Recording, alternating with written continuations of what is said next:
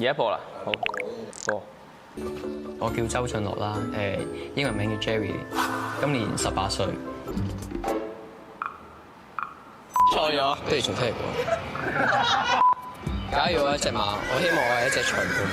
即係一開頭輸少少係，我覺得唔緊要嘅，唔放棄咧，咁最後都會成功。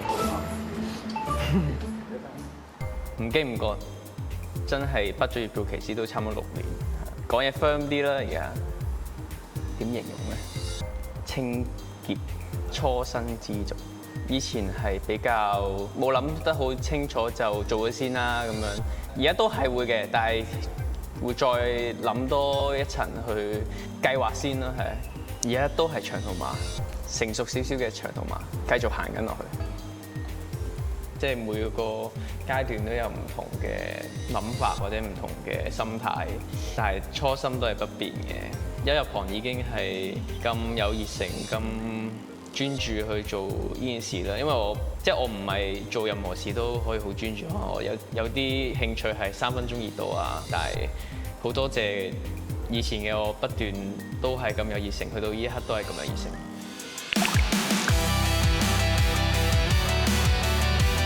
周俊樂掂啦！呢場你贏啊！嗰張第一名啊，自強不息啊！第2名啊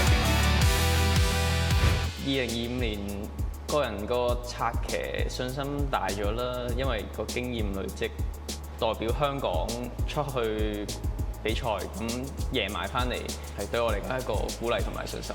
我諗每一個騎師咧，包括我都係個目標都係想贏同埋贏更多啦。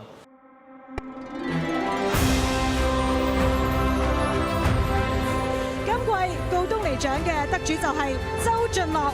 The winner of this year's Tony Cruz Award is Jerry Chow。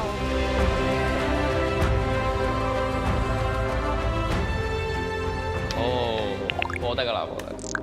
周俊樂，我覺得佢係一個好有幹勁、好有魄力嘅一個後生仔啦。大家都睇到佢今年佢嘅騎法同埋佢嘅跑法咧，都一路越嚟越漸趨成熟同埋進步。我覺得佢係一個可造之才。Jerry 係一個好有天分、好勤力、好有紀律，同埋佢遇到困難嘅時候都好有堅毅嘅精神去解決好多唔同嘅事情。Jerry's learned a lot and we had a very good relationship together. I always knew from the first time that he rode for me. 其實去到而家見到佢都係有啲驚嘅，即係好敬畏佢，好有威嚴，係啊，係啊。我同 Jerry 咧，將來咧係爭翻個本地冠軍騎師，好多年香港都未有個本地冠軍騎師，所以咧 Jerry 呢樣嘢靠你啦，睇你做冠軍啊！好高個期望，有啲大壓力。My advice to Jerry would to keep working as hard, if not harder, because it's easy to slip down and very difficult to get back on top.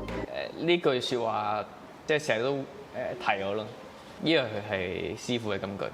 走下坡好易咯，但係要翻去就好困難，所以就即係我一路都會記得上到去就唔好落翻嚟。好多謝啊 Cody 哥啦、校長啦、Tony 哥同埋我師傅韋達啦，4位都係我嘅人生嘅導師啦，喺唔同嘅階段都係。我諗係一個對我嚟講係一個認可同埋鼓勵啦，即係令到我可以繼續行遠啲嘅一個好關鍵嘅里程碑咯。一路以嚟都係好想攞嘅，代表咗本地華人騎師嘅好高嘅榮譽啦。一路都係朝住呢個目標去進發先啦。咁好幸運同埋好彩咁，今年都攞到。我叫周俊樂，今日嚟解答網友嘅問題。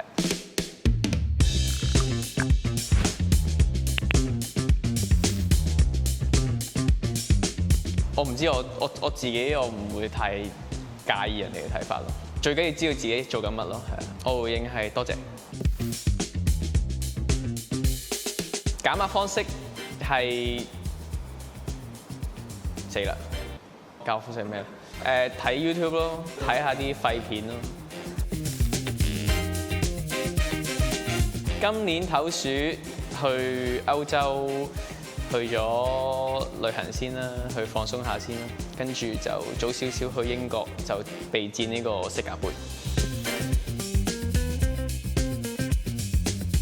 對我嚟講係一個認可啦，係啦，因為香港24個騎師都係咁高水平，咁馬會揀咗我就即係對我係有一個認可啦，咁我自己都好開心。我想同莫亞同場競技啦，咁佢一直以嚟都係我嘅偶像啦，係啦。最大挑戰式架杯最大挑戰係去到行程嘅安排。跑馬嚟講，我成日都跑啊嘛，我反而冇咁擔心。生活上嘅打點係比較擔心。係好，咁好多人都問究竟式架杯係究竟係啲咩嘅咧？咁我而家就逐一解答。第一題，式架杯名字嘅由來係為咗紀念歐洲一隻好傳奇嘅馬啦，咁佢叫式架啦，佢係1981年以歷史性10個馬位勝出呢個英國愛普森打比啦。咁為咗紀念呢匹神駒啦，呢項賽事就係為佢而命名。好，第二題，式架杯是採用什麼的賽制？咁式架杯係一個隊際賽啦。有6場唔同距離嘅賽事啦，咁要勝出賽事嘅判定咧係6場比賽之後啦，咁個總積分最高嗰隊咧就係總冠軍啦。個人累積最高分咧嘅騎師咧就可以有銀安獎啦。第三題，式架杯總共有多少隊參加？有4隊，係英國及愛爾蘭隊、歐洲隊、世界隊同埋我哋香港隊。第4題。香港今年穿什麼顏色的彩衣？咁香港隊今年咧就會穿着翻我哋標誌性嘅馬會彩衣啦，係藍色加黃色袖。特別在於咧，今年就係有我哋香港隊啦，呢個係以往冇嘅咯，係啦。好 ，next， 式架杯將於何時舉行？咁式架杯咧係喺今年2026年嘅8月8號啦，星期六。喺英國雅士谷馬場，香港時間晚上8點35分開始第一場。咁以上就係式架杯嘅知識啦。咁希望到時大家為香港隊打氣啦。